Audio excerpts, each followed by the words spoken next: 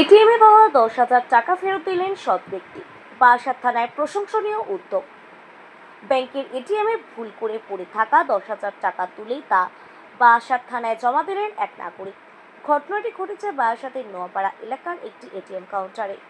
জানা গিয়েছে, কৃষ্ণপদ নামে এক ব্যক্তি ওই এটিএমে টাকা তুলতে গিয়ে দেখতে পান মেশিনের আগেই 10,000 টাকা পড়ে রয়েছে। কোনো রকম লোভ না দেখিয়ে তিনি সরাসরি বারাসাত থানায় গিয়ে বিষয়টি জানান। বারাসাত থানার তরফে সঙ্গে সঙ্গে সংশ্লিষ্ট ব্যাংকের সঙ্গে যোগাযোগ করে জানা যায়, এক গ্রাহক টাকা তুললেও তা নিতে ভুলে যান এবং টাকা এটিএমই থেকে যায়। তদন্তের মাধ্যমে প্রকৃত মালিকের সন্ধান পাওয়া গেলে থানায় উপস্থিত সেই ব্যক্তির হাতে ফেরত দেওয়া হয় পুরো টাকা।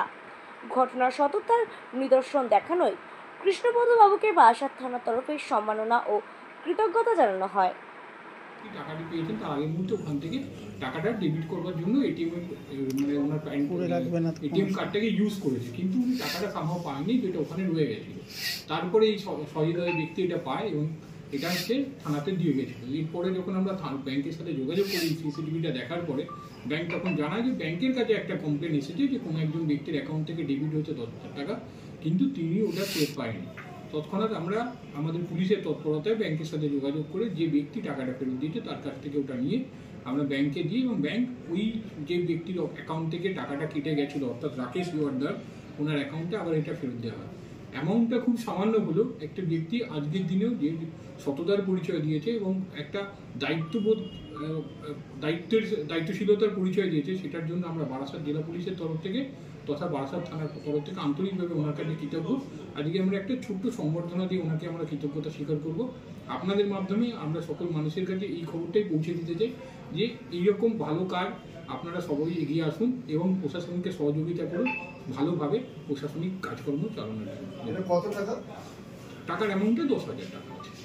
এবার আমি দেখলাম যে ওইখানে কোনো গার্ড থাকে না, তো দেখলাম যে আমি না তুললে তো অন্য কেউ টাকাটা তুলবে, তো সেক্ষেত্রে টাকাটা আমি কালেক্ট করি এবং তারপরে আমার প্রয়োজনীয় টাকা আমি তুলে নিই এটিএম থেকে।